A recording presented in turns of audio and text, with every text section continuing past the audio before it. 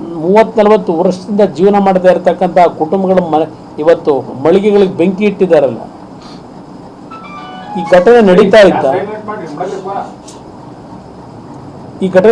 ಇತ್ತ ಇವತ್ತು ಇಲ್ಲಿ ನಾವು ಸ್ಥಳ ಪರಿಶೀಲನೆ ಮಾಡಿದಾಗ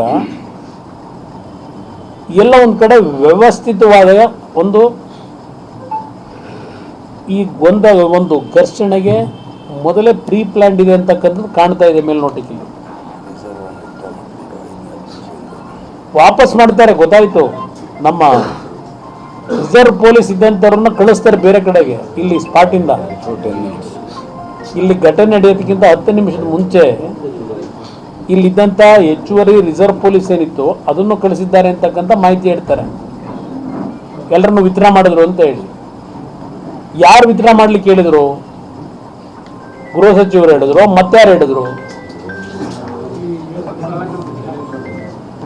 ನೀವು ಘಟನೆ ಇಲ್ಲಿ ಏನು ದೊಡ್ಡ